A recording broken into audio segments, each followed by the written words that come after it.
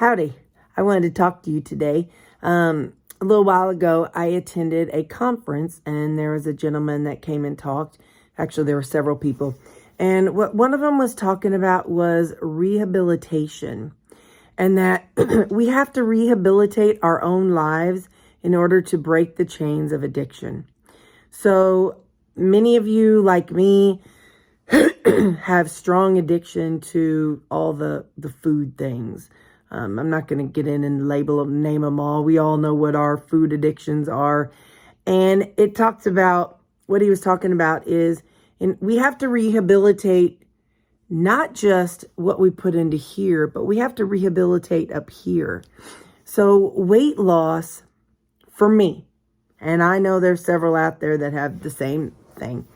Weight loss is a lot about our mental health. There's things that were either from our past, things from our current experience.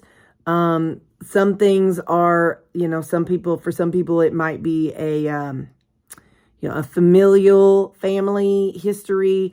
The family eats a whole bunch of inappropriate food, and so it's been generational. So we have to fix our mind. I've had to do quite a lot of mental health work. Why I eat this way. What was it? What was the original reason I ate this way? Why was it a coping mechanism? What was I coping with at that time?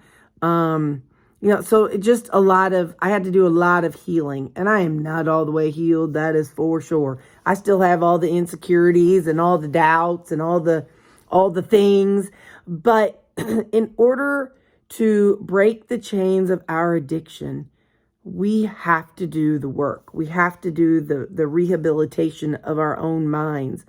This is the same for people who have addictions to substances. They have to break their chains of the addiction to their substance. So with us, with food, it is different. It's not easier or harder, and I don't know a thing about it.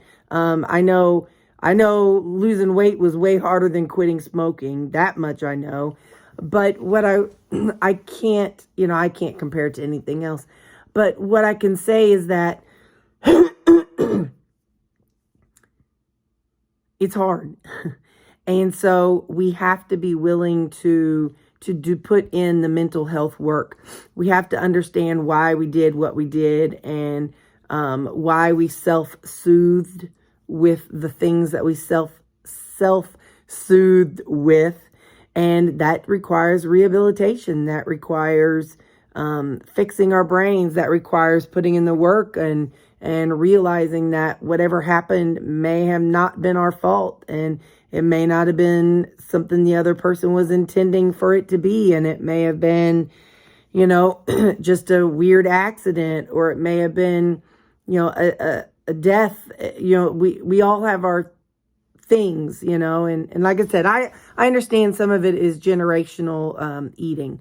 But regardless of whatever it is, we have to put in the work, and we have to understand, and we have to rehabilitate ourselves. We have to rehabilitate our brains. We have to make the correction in our brain, so that way we know, hey, we don't have to use food to cope with anymore. We can go drink a big old glass of water and we'll be okay. Or we can take a walk around the office and we'll be okay. We have to rehabilitate our brains to find other things to help us cope with various things, or to fill the gap of what food did for us.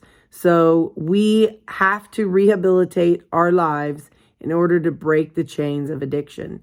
And it takes a lot of work.